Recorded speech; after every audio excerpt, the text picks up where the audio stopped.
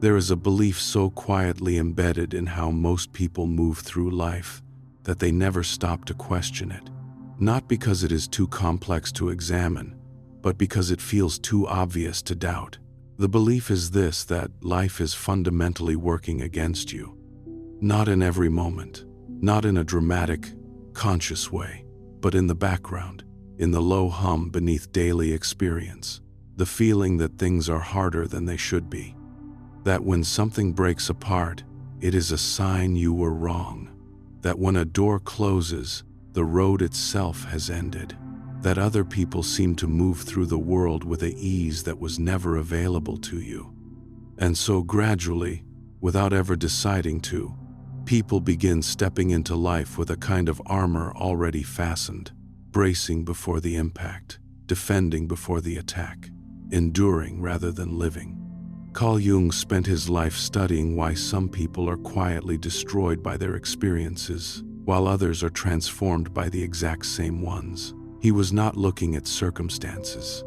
He was looking at something deeper: the relationship a person holds with their own inner world, and how that relationship shapes every single thing they encounter in the world outside. What he found was not comfortable, but it was liberating. Because if the world you experience is not simply happening to you, if it is, in some profound way, reflecting something back at you, then the power to change your experience of life does not lie somewhere out there. It has always been exactly where you are standing. Stay with this until the end, because what follows is not a list of motivational ideas. It is a map of the inner territory that determines how your outer life unfolds. And somewhere in what comes next, you may recognize something you have always sensed, but never quite had the language for. Truth 1. The world reflects your inner world. Most people believe, with great confidence, that they are seeing life as it is. They think their reactions to people, to circumstances, to the texture and shape of their days, are simply honest responses to what is actually there. They believe that when they feel threatened, something threatening is present. That when they feel judged, judgment is being directed at them. That when life feels cruel, it is because life is being cruel. Carl Jung would say that this is almost never entirely true. What we see is not the world. It is the world filtered through everything we carry. Old memories pressed into the walls of the psyche. Fears that were formed before we had the language to name them. Beliefs assembled in childhood from the behavior of people who themselves did not fully understand what they were passing on.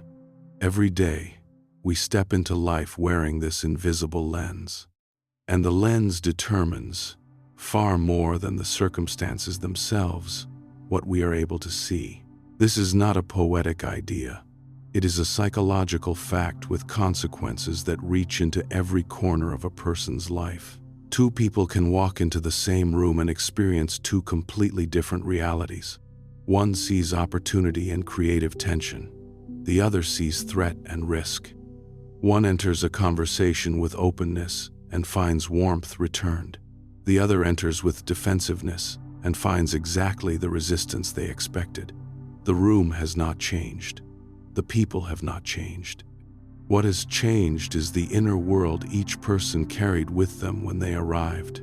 I return often to a moment that made this undeniable for me.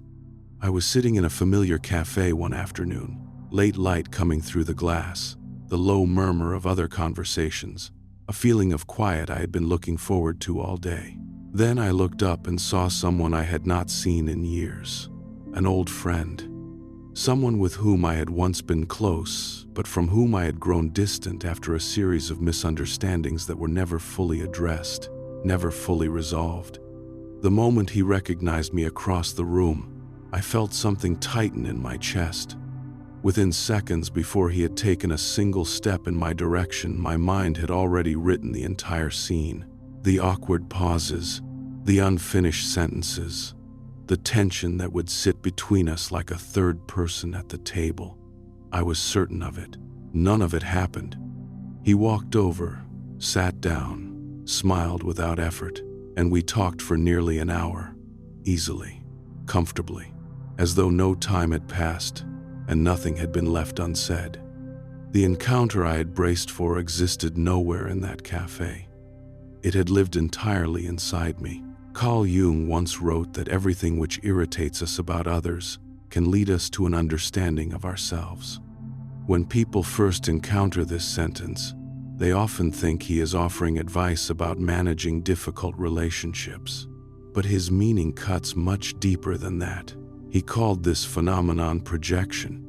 When an emotion, a fear, a belief, or an unresolved experience exists in the unconscious, when it has not yet been clearly seen and understood, the mind does not simply hold it quietly. It places it outward. It begins to see in the world, and especially in other people, what is actually existing within. The person who was once deeply betrayed does not simply remember that betrayal. They carry it forward into every new relationship as a lens, and through that lens they perceive threat even in the most innocent gestures. The person who grew up feeling fundamentally insufficient does not leave that feeling behind when they enter a room. They bring it with them, and through it, they read silence as judgment, neutrality as rejection, and indifference as confirmation of something they have always feared was true. The outer world has not placed those things there. The mind has learned, over many years, to search for them, and what the mind searches for, it tends to find. Think of the psyche as a mirror. Not a simple glass mirror, but an ancient, textured one layered with the residue of every formative experience, every wound that healed imperfectly, every belief that was absorbed before it could be questioned. When you look through this mirror at the world, you do not see the world clearly. You see a version of it shaped by everything accumulated on that surface. The work of self-understanding, what Carl Jung dedicated his life to mapping, is essentially the work of cleaning that mirror.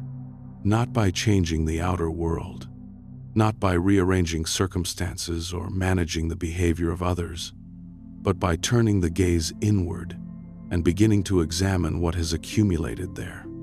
When that work begins, something remarkable happens. The outer world has not changed. The people in it have not changed, but the way they appear changes profoundly. Situations that once provoked automatic fear begin to be seen with greater clarity.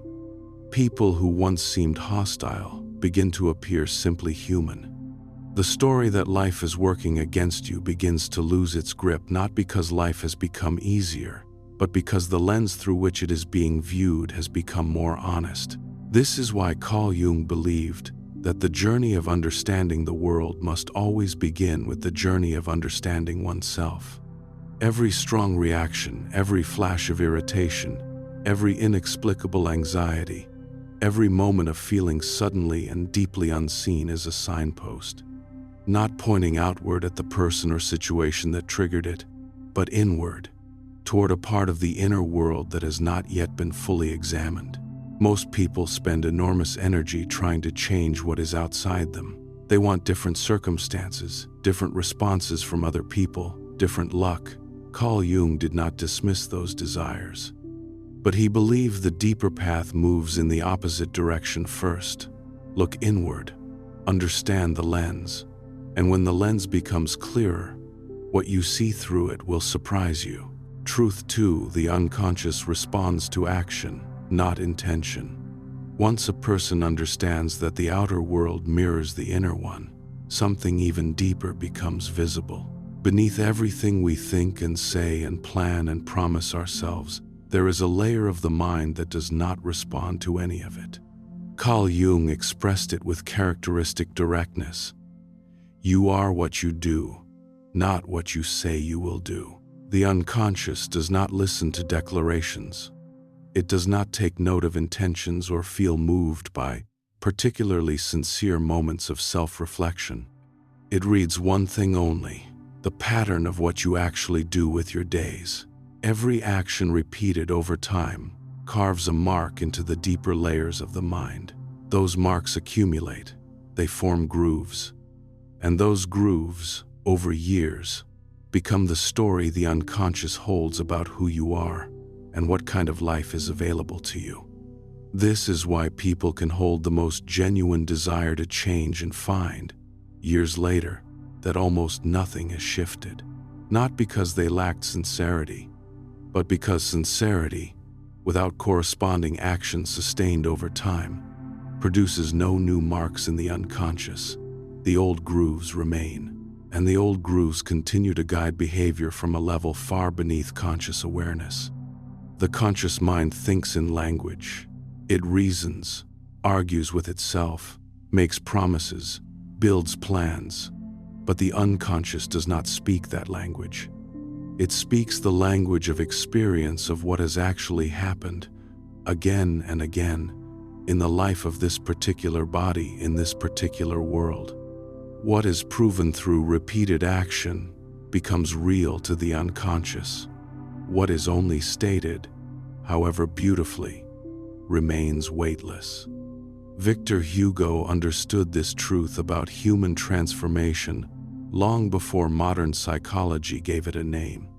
In his novel, Jean Valjean enters the story as a man defined entirely by his past, a convict marked by years of hardship and the contempt of a society that had already decided what he was. When a bishop treats him with unexpected compassion after he has done nothing to deserve it, something is disturbed in Valjean. A crack forms in the story he has been told about himself. But the crack is not the transformation. What follows the crack is, Valjean then spends not days but years living differently. Every morning he makes choices that the man he used to be would not have made. He protects people who cannot protect themselves. He tells the truth when lying would have cost him nothing. He gives up comfort and safety and recognition in order to remain consistent with the man he has decided to become. He does not simply think himself into a new identity. He acts his way into one, decision by decision, over a long enough period that the unconscious eventually accepts the new story as true. This is not romantic fiction. It is an accurate portrait of how deep change actually works in a human being. Think of the unconscious as a vast and ancient forest. A single footstep through it leaves almost no mark. You could walk one new path on one afternoon and return the next morning to find no trace that you were ever there. But walk that same path every day for a year, and something permanent begins to form. A trail emerges. The undergrowth pulls back, the ground compresses, and once that trail exists, it becomes the path of least resistance. The unconscious, faced with a choice, will follow it almost automatically, not because it has been instructed to, but because that is how habits and identities are built in the human mind. The practical implication of this is both humbling and quietly thrilling. It means that transformation is not a matter of having the right insight at the right moment. Insights matter, but only insofar as they lead to changed behavior. The question is never only, what do I understand? The question is, what am I actually doing, day after day, that either confirms or contradicts the person I am trying to become? And it means that the feelings people most commonly wait for before taking action, the confidence, the certainty, the sense of being ready, are not prerequisites, they are outcomes. They arrive not before the action but because of it. The person who waits to feel brave before doing the brave thing will wait indefinitely. The person who does the brave thing while still afraid begins, gradually, to become someone for whom that particular action no longer requires the same degree of courage. This is the mechanism Carl Jung pointed to again and again. Act first. The inner transformation follows action, not the other way around. Truth 3. The hero within is waiting to be awakened. When new actions are repeated long enough, when a person has held their commitment to a different way of living through enough discomfort and uncertainty, something begins to stir in the deeper regions of the psyche. Something that had been present all along but dormant, waiting not for a perfect moment but for a sufficient one. Carl Jung called it the hero archetype. Not the figure from ancient myths with armor and a sword and a crowd cheering the victory. That image is only the outer form of something much more intimate and much more available. The hero Jung described is a psychological capacity that lives inside every human being, the capacity to rise in the face of what is unknown, to face what has been avoided, and to gradually move toward becoming more fully oneself, rather than remaining safely within the version of self that was shaped by other people's expectations. A viewer of this channel once left a comment that I found myself returning to for weeks afterward. He wrote that for many years, his life had appeared stable in all the ways that are supposed to matter. He had work that paid well, relationships that functioned, a routine that moved predictably from one week to the next. There was nothing obviously wrong, and yet he carried a constant, low-grade sensation that he was living slightly to the side of his actual life, as though the real thing was happening somewhere just out of reach, and he was watching it from a distance, performing a version of it that had been approved by forces he could no longer quite identify. Every day felt like motion, but not like direction. Then one evening, sitting alone, he asked himself a question, not a complicated one.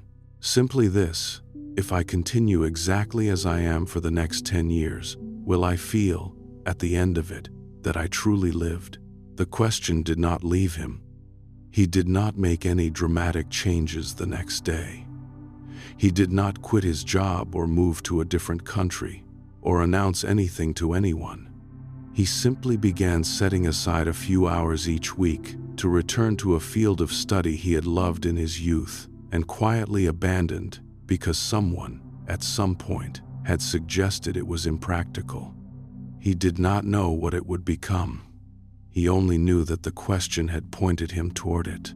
Nothing shifted immediately, but after several months, something in his relationship with himself had changed.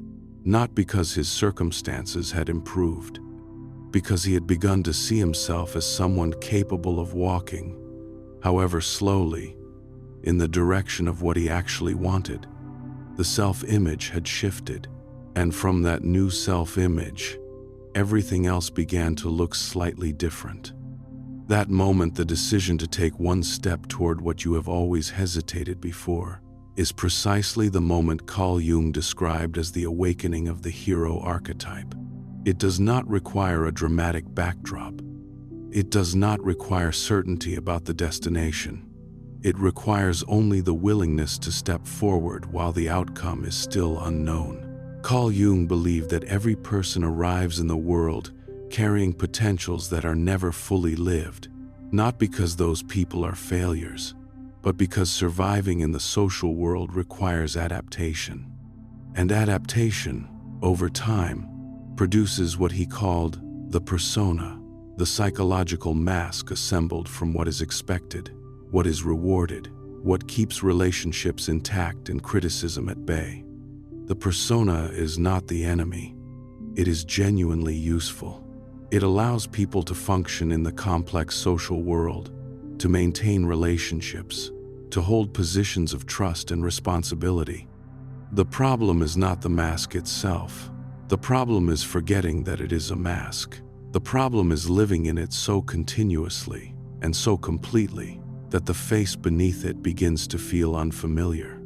Carl Jung once wrote that the privilege of a lifetime is to become who you truly are. He did not mean achieving an ideal. He did not mean optimizing yourself towards some external standard of excellence. He meant the slow, often uncomfortable process of removing everything that was never truly you to begin with, uncovering what remains when performance is no longer required, discovering who you are when no one is watching and nothing is at stake. He called this process individuation, and he considered it the most important journey a human life can undertake. Think of a seed planted deep in winter soil. If you stood above it in January and watched the surface, you would see nothing happening.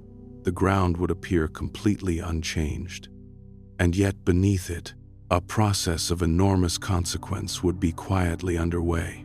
the casing of the seed splitting open, roots extending downward into darkness, the first tender shoot orienting itself, without any instruction, toward a light it cannot yet see. The emergence, the moment the shoot breaks the surface, is not the beginning of the process. It is only the moment the process becomes visible. The hero within you is already in that process. Every time you take a step slightly beyond what is familiar, every time you make a choice that the defended, contracted version of yourself would have avoided, you are feeding that process. You are helping the shoot find its direction. Carl Jung was clear that the hero, in psychological terms, is not someone who has conquered fear. The hero is the one who keeps moving while fear is still present, who does not wait for courage to arrive fully formed before taking the next step, who understands that courage is not the absence of fear, but the willingness to act in its presence. The hero within you does not need perfect conditions. It needs only a direction and the decision, made today, to take one step toward it. Truth 4. The path opens for those who walk with faith. Even after the hero has begun to stir, even after action has replaced intention and new patterns have started forming in the deeper layers of the psyche, even then, the road ahead does not become clear all at once. There are seasons of life that exist in a kind of in-between. The old structure no longer fits. The person you were is becoming someone you cannot yet fully recognize. The new road is visible only a few steps at a time. And it is precisely in these seasons that something deeper than strategy, deeper than planning, deeper than analysis becomes essential. Carl Jung named it directly. Faith, hope, love, and insight are the highest achievements of human effort. He was not speaking of faith in the passive, waiting sense. He was not describing the posture of someone sitting back and hoping something good will eventually arrive. He meant something more active and more demanding, the psychological capacity to keep moving through the regions of life that reason cannot yet fully map, the willingness to act in the direction of what feels true, even before that truth has been confirmed by evidence. This is a quality that most modern cultures quietly discourage. We are trained to demand certainty before committing, to see the whole staircase before taking the first step, to have the plan fully formed before leaving the safety of familiar ground. And so people stand at the edge of what could be their actual life, and they wait. They wait for the right moment, for enough information, for the risk to feel smaller, for the path to become clearer. The path does not become clearer while you are standing still. There is a story that has stayed in human memory for thousands of years, not because it describes a miracle, but because it describes something psychologically true about what faith actually does in a human life. Peter, standing in a boat during a storm at sea, sees something impossible happening and asks to step out onto the water. And in that first moment, moved by something he cannot explain or justify, he does. He steps out and he walks. It is only when his attention shifts from where he is going to the magnitude of what surrounds him, from the direction to the waves, that he begins to sink. Not because the water changed, because the mind changed, because fear took over the attention that faith had briefly held. And without that orientation, the same act that had been sustaining him became impossible. At the level of psychology, this story is not about the miraculous. It is about the precise mechanism by which fear and faith interact in the human mind. When a person is oriented toward where they are going, when attention is forward, when movement is aligned with direction, they are capable of things that contradict their previous understanding of their own limits. The moment attention collapses inward onto the fear itself, that capability dissolves. Modern neuroscience has mapped something that speaks to this from a different angle. Within the brain, there is a system called the reticular activating system, the mechanism responsible for filtering which signals from the vast noise of reality are allowed to reach conscious awareness. The The brain is receiving far more information than it can process at any moment. This system decides what matters, what gets through, what becomes visible. When a person begins genuinely moving in a new direction, not just thinking about it, but actually acting on it, this system begins to recalibrate. Suddenly, opportunities and connections and resources that were present in the environment all along begin to come into focus. Doors that were always there begin to be noticed. People who could be relevant begin to appear. Not because the world rearranged itself, but because the internal orientation shifted and the filter adjusted accordingly. Action changes perception, and changed perception reveals what was always there. Think of walking through a dense forest at night with a small flashlight. The beam reaches only a few steps ahead. The trees beyond that light are invisible, their shapes unknown, their paths unmapped. If you insist on seeing the full extent of the forest before taking your first step, you will stand at the edge until morning. But if you take one step and let the light move with you, the next stretch of ground becomes visible, then the next, then the one after that. The full path does not appear at the beginning. It reveals itself in response to movement. This is how the important paths of a human life open.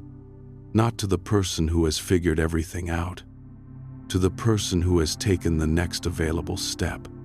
The practical invitation here is simpler than it sounds. You do not need to solve your entire future before living it. You need the next step, a conversation you have been postponing because you are not sure how it will go, a skill you have been meaning to develop but waiting for the right time that never seems to arrive.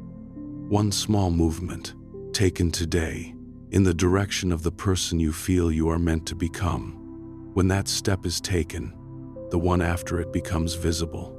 When that one is taken, the one after that appears. The path opens for those who walk on it. It opens for almost no one else. Truth 5. You do not control life, you co-create it.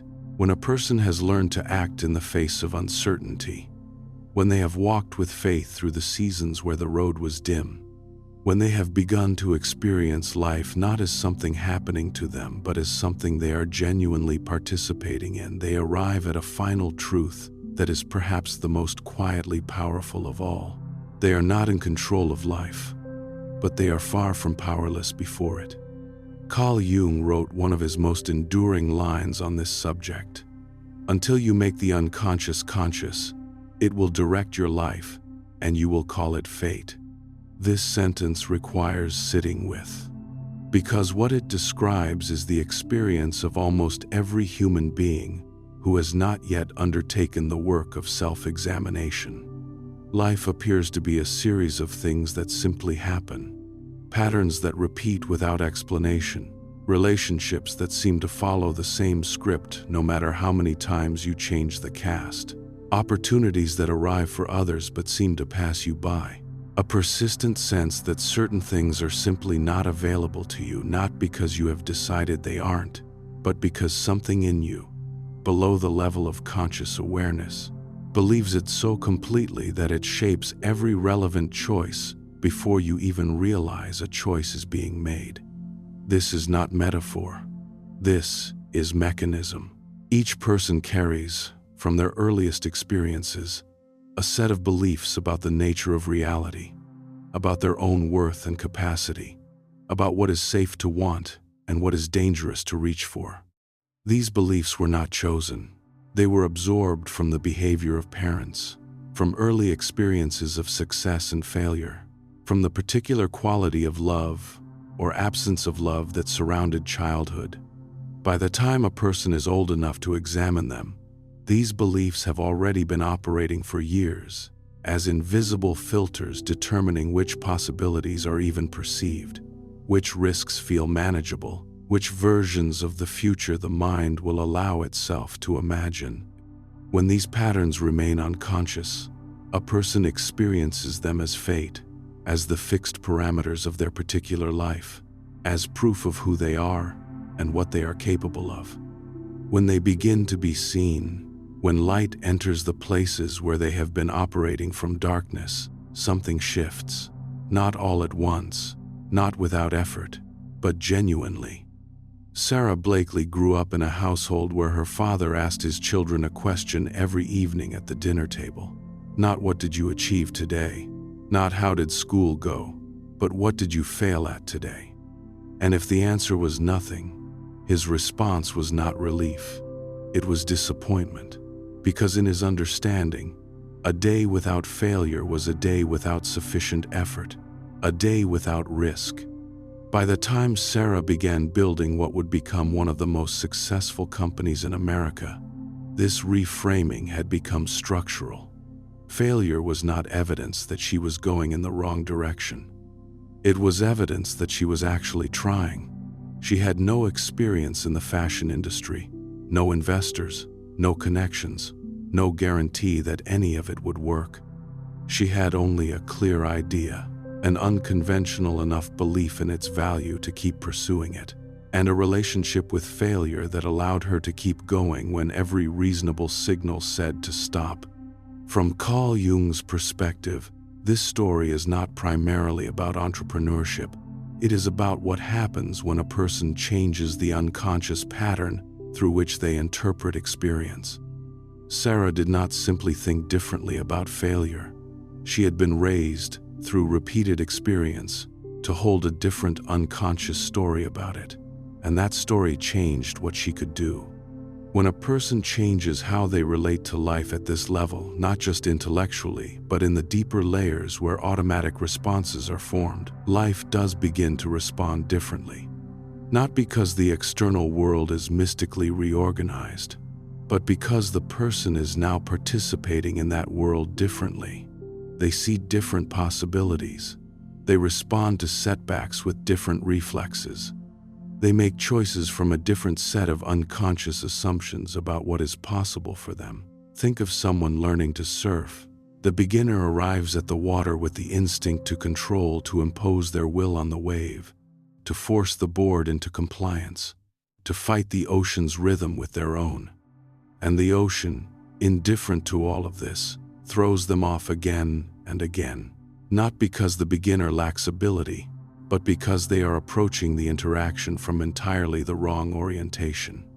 The experienced surfer has learned something different, not to control the water but to read it, not to fight the wave but to understand its rhythm well enough to move within it. The surfer does not command the ocean. They enter into a relationship with it, attending, responding, adjusting, cooperating. And from that cooperative relationship, something that looks effortless from the outside becomes possible. This is what it means, in Carl Jung's understanding, to co-create reality. Not to force life into the shape your will demands. Not to surrender passively to whatever arrives, but to bring yourself into it with enough awareness, enough presence, enough honest understanding of your own inner patterns, to genuinely participate in what unfolds, to be neither the victim of fate nor the controller of it, but the conscious author of your own response to it. And this is where the real work begins, inside the quiet. There is something Carl Jung understood that runs quietly beneath everything described so far. A truth that modern culture works continuously, if unconsciously, to bury. Before a person can step into the world with a stable inner center, before they can act with faith, awaken the hero within, co-create, rather than merely react, they must first return to themselves.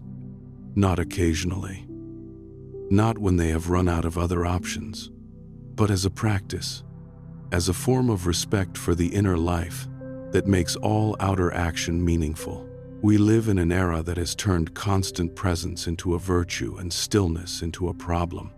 Being always available, always responsive, always engaged. This is framed as connection, as productivity, as the mark of someone who matters. And so the natural human need to withdraw, to close a door, to sit in one's own company without agenda or performance, it gets quietly labeled laziness, avoidance, disconnection. But what if that impulse is not a symptom? What if it is a signal? Carl Jung was clear. The need to withdraw from the social rhythm is not regression. It is often the first visible sign of deeper psychological maturation beginning. The psyche knows, even when the conscious mind has been trained to ignore it, when it needs to turn inward. And when that signal is ignored long enough, the cost accumulates not in a single dramatic breakdown, but in a slow erosion of contact with oneself. A growing distance between the life being lived and the life that was actually meant for this particular person. The mask you wear all day, every day, without quite deciding to, most people are performing, not dishonestly, not with any intent to deceive, simply adaptively adjusting tone in a meeting, managing expression in a tense conversation, presenting a version of themselves calibrated, constantly and almost automatically, to what each situation seems to require. Carl Jung called this the persona, the psychological mask, developed over years of learning what is expected, what is rewarded, and what keeps the social world running smoothly. The persona is not a villain in this story. It is genuinely necessary. It allows people to maintain relationships, fulfill responsibilities, and function within communities that require a degree of social consistency. The problem is not wearing the mask. The problem is forgetting it is a mask. When the door of home closes behind you at the end of a day, something shifts in the nervous system before you are even aware of it. The evaluating eyes disappear. The need to adjust, to calibrate, to perform appropriateness falls away. And for the first time since morning, the body is allowed to exist without being observed. From a purely physiological perspective, this shift is not trivial. Research on self-regulation and role strain shows that continuously adjusting behavior to meet social expectations consumes significant cognitive and emotional energy that is not available for other things, while it is being used for this. When the requirement to perform falls away, the nervous system begins to move from vigilance into recovery. The social ego, which has been operating at high intensity all day, is finally given permission to switch off. But what makes this more than rest, what makes it psychologically important in the way Carl Jung understood, is what this switching off reveals. Not immediately, not always comfortably, but over time, in the space created by the absence of performance, a person begins to notice the difference between who they are and who they have been being. A viewer of this channel once described this to me in a way that I found quietly devastating in its honesty. For years, she said, she had been the person who showed up to every commitment, every gathering, every moment when someone needed her presence. She remembered birthdays, maintained friendships across distance and time, was always available, always warm, always fine. From the outside, she appeared to be someone who had simply mastered the art of being reliably present in other people's lives. But there came a period when her body stopped cooperating. She would lie in bed for long stretches in the mornings, not from sadness exactly, there was no identifiable grief, no clear crisis, but from a heaviness that arrived the moment she imagined stepping back out into the world. The thought of having to smile again, to listen again, to arrange her face and her energy into the required shape, it made her feel tired before the day had even begun. She began canceling plans, stopped replying immediately, let herself stay inside longer than felt reasonable, and in the unfamiliar quiet that followed, something became clear. What had exhausted her was not the people. She genuinely cared about them. What had exhausted her was the role of the person who was always fine, always available, always more concerned with other people's comfort than her own needs. The role had been running so continuously, for so long, that it had begun to feel like the only version of herself that existed. The desire to withdraw was not avoidance. It was the psyche forcing the mask down before it fused permanently to her face. Carl Jung wrote that the persona is what one is not, but what oneself and others have come to believe one is. When a person has no place to remove it, they gradually lose the ability to distinguish the role from the self. And once that distinction is lost, the question of who you actually are underneath all of it becomes almost impossible to ask, let alone answer. The desire to stay home, in this light, is not weakness. It is the intelligence of the psyche, recognizing that it needs space to exist without performing, to breathe without adjusting the rhythm of the breath for anyone else's comfort, to be, for a while, no one in particular, and to discover, in that particular no-oneness, what has always been most essentially present, the shadow that surfaces in the silence. But here is what most people do not anticipate about the quiet. It does not only bring rest when the mask comes down, when the social noise falls away, when there is no longer a performance to maintain or a rhythm to keep up with. Not everything that rises into awareness is comfortable. The psychological dust that constant activity had kept suspended suddenly begins to settle. And in that settling, things that had been conveniently out of sight begin to come into view. Carl Jung called this the shadow. Not evil, not a monster lurking in the basement of the psyche, but the accumulated collection of everything that consciousness has refused to fully accept: suppressed anger, unnamed grief, envy never acknowledged, fears that were not safe to express, desires abandoned because they were deemed inappropriate, talents quietly buried under the weight of practicality, parts of the self that were once shown and punished or dismissed, and then carefully hidden away. The shadow does not form because a person is broken. It forms because every human being must adapt, must fit, must find a way to remain acceptable within the particular family, community, and culture into which they were born. And in that fitting, certain things get left out, pressed down, marked as unacceptable and stored somewhere out of sight. While life remains fast and full and social, the shadow stays submerged. The schedule fills the space. The conversation fills the silence. The role fills the self. But when life slows, when a person is alone long enough and quiet enough for the background noise to actually stop, the shadow begins to find its way to the surface. Not with fanfare, not with drama, usually through something that barely seems significant. An irritation without a clear cause.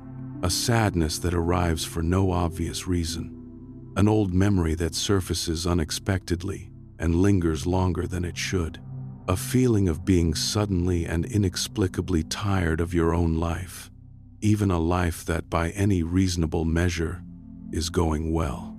During a period of working closely with Jungian therapy, I encountered a woman I will call Linda. Her outer life was stable. Nothing had collapsed. No relationship had ended. No obvious crisis had arrived. But she had been spending more time at home, had, in fact, felt an increasing reluctance to be anywhere else. And in that time, she had begun experiencing emotions she could not account for. Irritability, a low, formless sadness, a sense of distance from her own life, as though she were watching it from slightly outside herself. No one had hurt her. And that confusion, the absence of any identifiable cause, was itself disorienting. What emerged over many weeks of careful attention was not a new problem. It was an old one. A pattern of decades in which she had needed to appear fine, competent, composed, uncomplicated, in order to remain acceptable to the people whose love she had needed.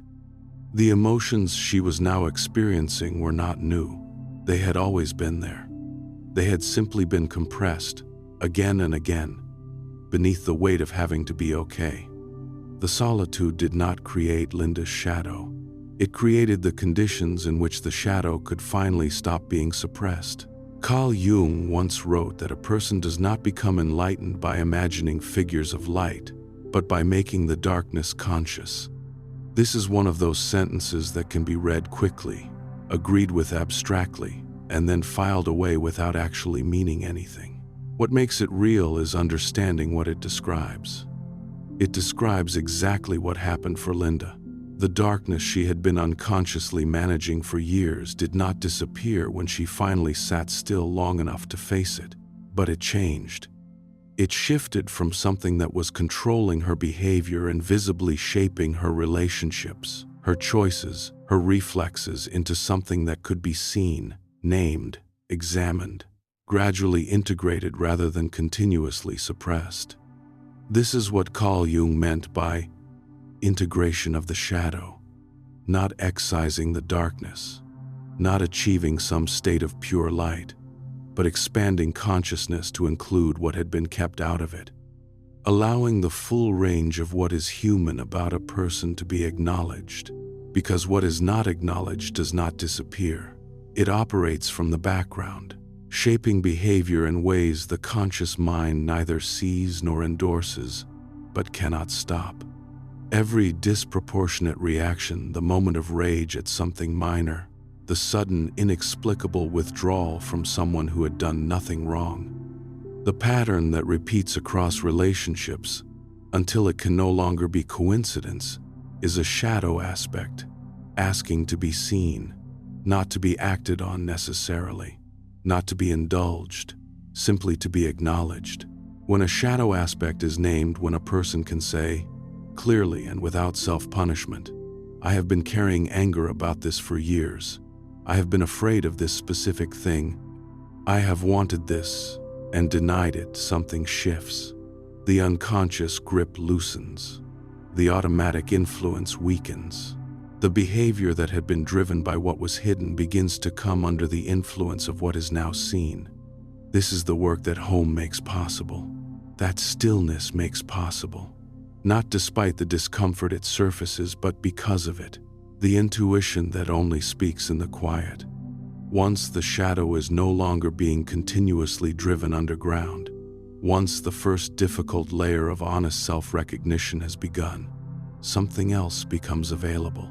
A voice that was always there but could never compete with the noise. It does not argue. It does not repeat itself. It does not get louder when ignored. It simply knows, and it waits, with infinite patience, for the quiet in which it can be heard.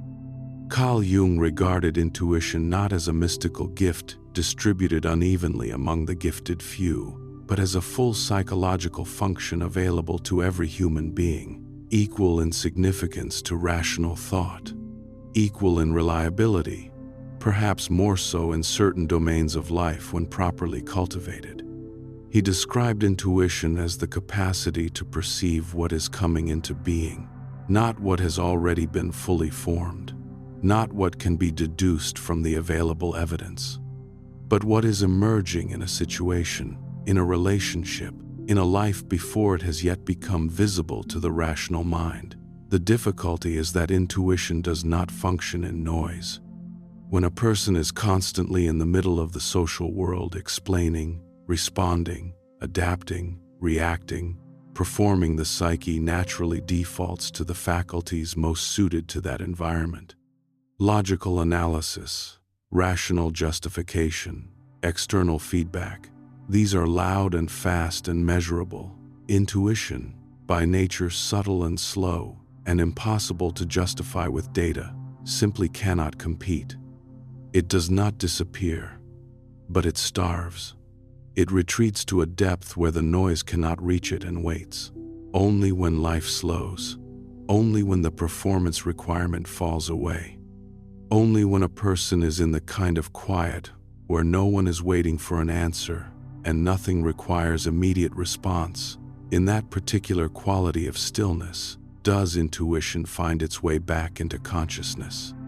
People who have had this experience describe it in remarkably similar ways. It arrives not as a dramatic revelation, but as a quiet knowing. A sense that something is not right about a particular direction, despite every rational indicator suggesting it should be fine. A persistent, gentle pull towards something that cannot be logically justified. a clarity about a relationship or a choice that arrives not through analysis but through a quality of inner recognition, as though the self has always known this and is only now finding the conditions in which to say it. Carl Jung was careful to distinguish genuine intuition from the other thing that often masquerades as fear dressed as instinct. When a person is in a state of social and psychological overload, fear and intuition can feel indistinguishable, both present as a signal to stop, to withdraw, to avoid, but their qualities are different, and the difference only becomes clear in stillness. Fear is urgent. It arrives with a racing quality, a pressure, a need for immediate action or immediate escape. Genuine intuition carries a different texture. It is quiet rather than loud, steady rather than frantic. It does not demand. It does not threaten. It simply holds its position, a quiet certainty that requires no persuasion and grows more clear, not less, as a person sits with it. At home, in the absence of external stimulation and social performance, a person begins to develop the sensitivity required to tell the difference, not all at once, not without practice, but gradually, in the way that any perceptual skill develops through repeated attention, through willingness to be wrong, through the slow accumulation of experience in recognizing what is actually one's own signal versus what is borrowed anxiety. Modern research on interoceptive awareness, the capacity to accurately perceive and interpret signals from within the body, supports what Carl Jung described from a completely different vantage point. People who regularly engage in meaningful solitude demonstrate stronger interoceptive accuracy. Their decisions align more closely with their genuine needs and values. They show greater psychological resilience when facing complex choices. Intuition, understood in this way, is not mystical. It is the language the unconscious uses to communicate information it has been gathering from lived experience, information that rational thought has not yet processed, or perhaps cannot process, because it is the kind of knowing that accumulates below the level of conscious attention, at home, in the particular quiet of a life not currently being performed for anyone. That language becomes audible. It is not a whisper from another world. It is the voice of your own deepest intelligence, finally given the conditions it needs to speak, reclaiming what has been given away. For intuition to be more than an occasional flash, for the inner life to remain a reliable compass rather than a sporadically available luxury, a person needs something more than silence. They need energy, real, unreserved psychological energy. And one of the quietest tragedies of how modern life is organized is how thoroughly that energy can be depleted before anyone thinks to name what is happening. Carl Jung used the word libido in a sense entirely distinct from its common usage. For him, libido was life force, the psychological energy that animates the whole of inner life. It can be directed outward, into relationships, roles, and the demands of the social world, or it can be directed inward, nourishing the self, restoring depleted reserves, sustaining the capacity to be genuinely present. When the outward flow runs continuously, when a person is always giving, always responding, always available, the inward supply does not automatically replenish itself. It slowly empties. And what empties along with it is not just energy but selfhood. A viewer named Henry shared something with me that I have thought about many times since reading it. For years, he was the person that everyone in his life brought their weight to. Co-workers who were burning out sought him for conversation. Friends navigating difficult relationships sent long, late-night messages expecting responses. Family members who encountered trouble assumed, correctly, that Henry would understand and would carry whatever they brought. He listened to everything. He held it all. He complained about none of it, because in his understanding of himself, this was simply who he was, the reliable one, the steady one.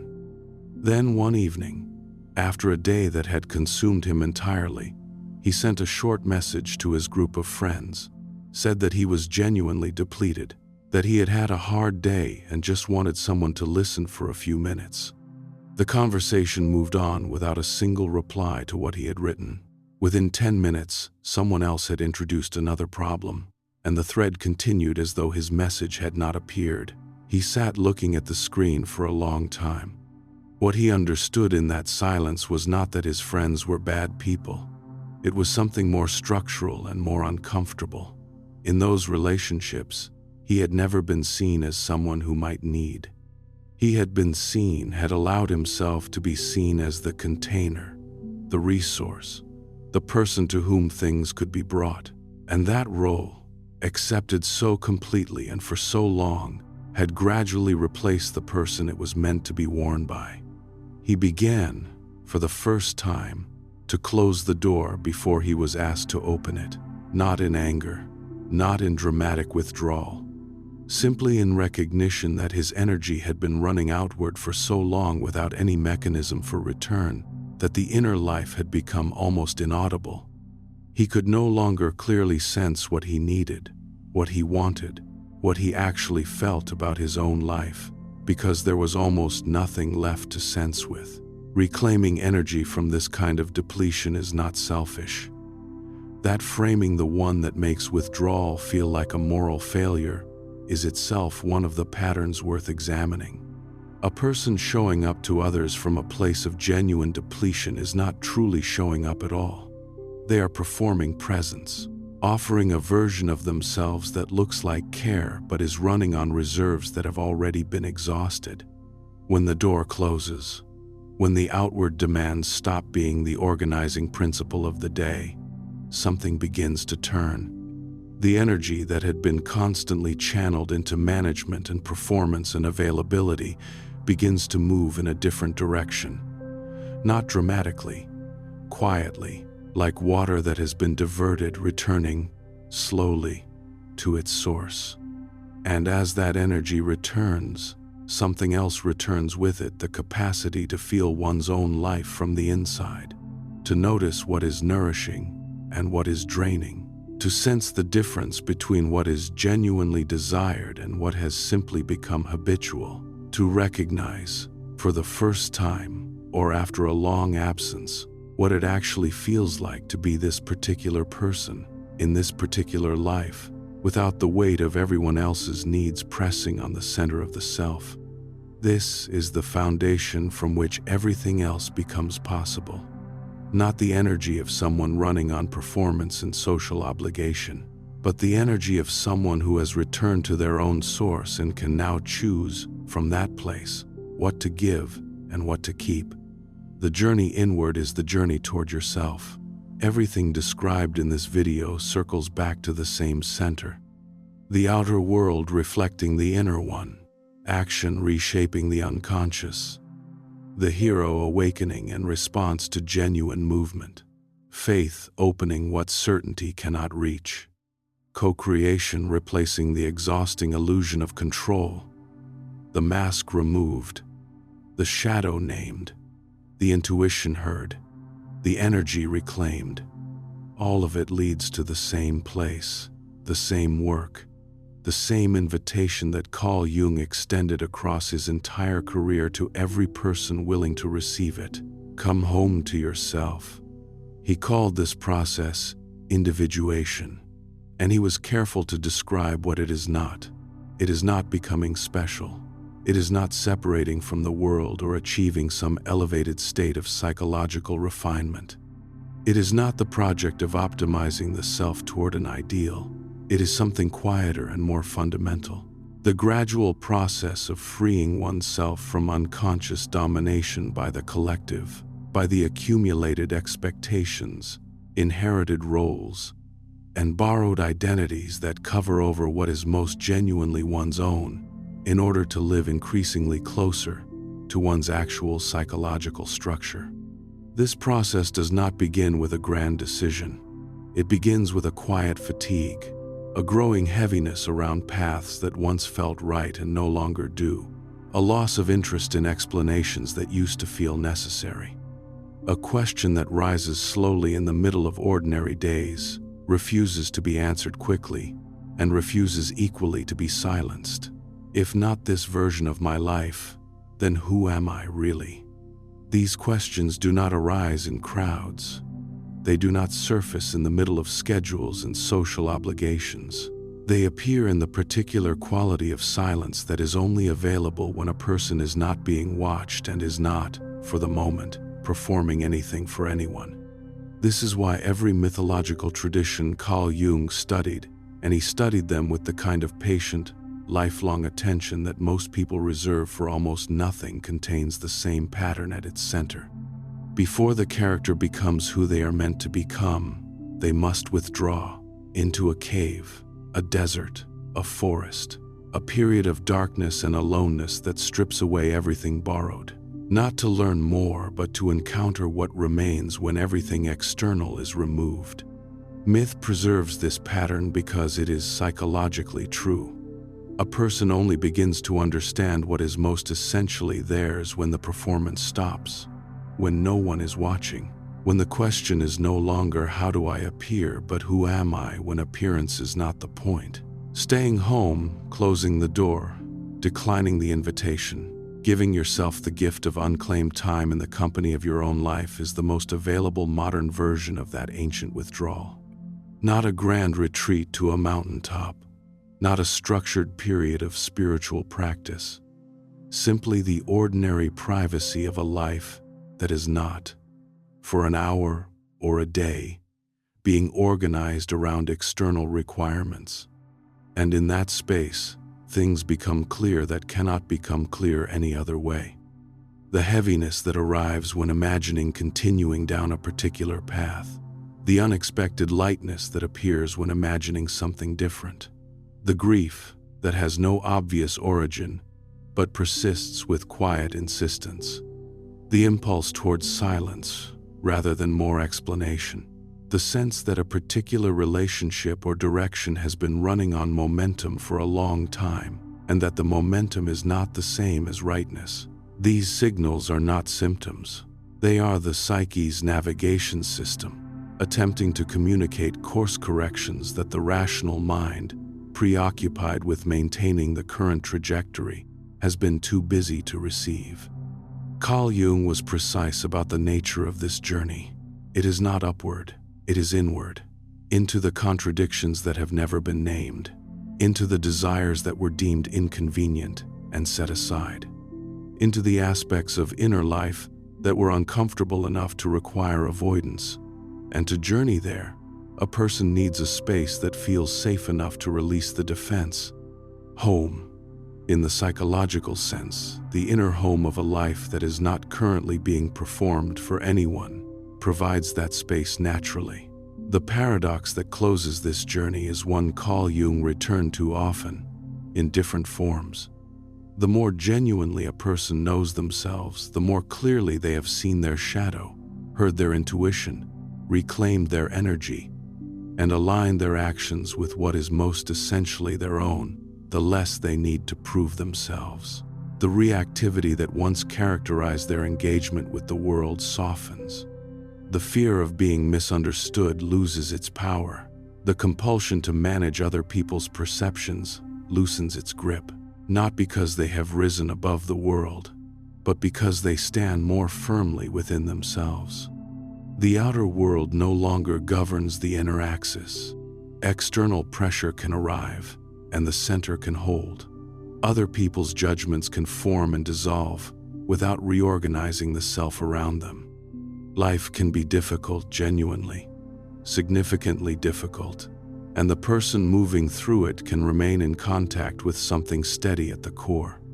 This is not the achievement of some extraordinary few.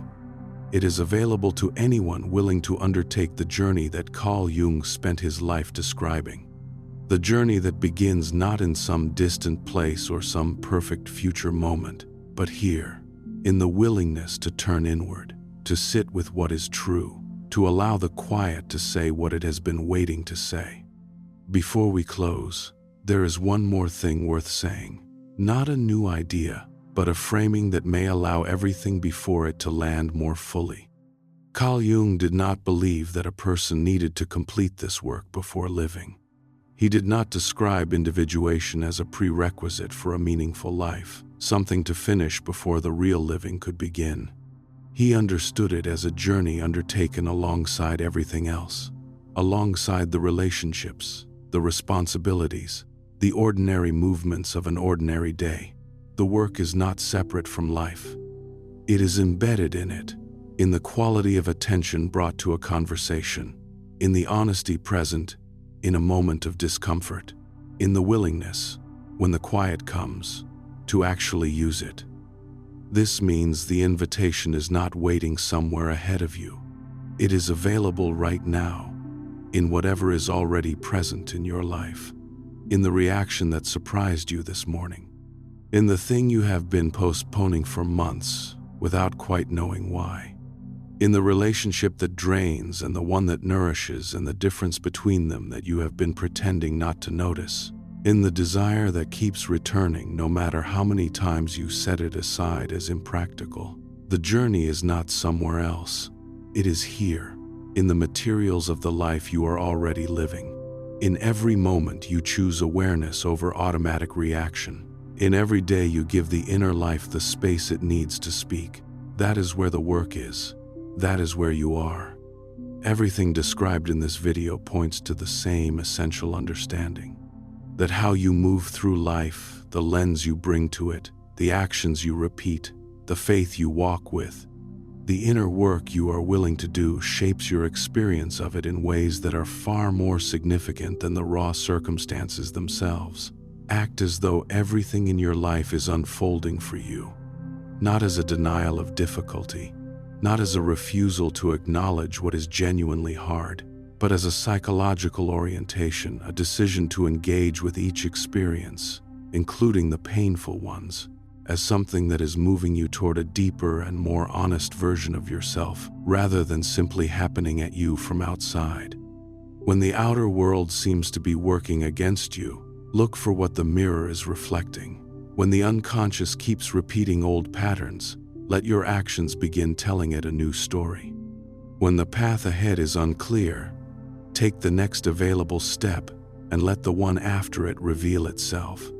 When the noise of the social world becomes too loud to hear your own life, close the door without apology.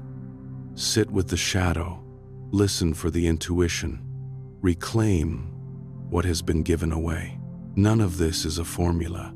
None of it produces guaranteed outcomes in a predictable time frame.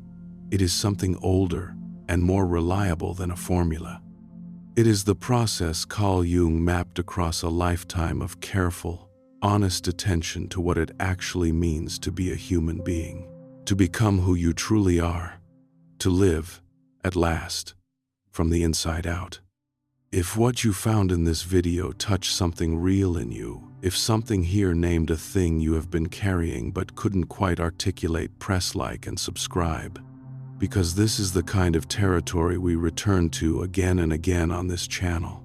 The quiet depths, the honest questions, the slow, patient, deeply worthwhile work of coming home to yourself through the lens of the thinker who understood, perhaps better than anyone, that the most important journey a person will ever take is the one that leads them back to who they always were.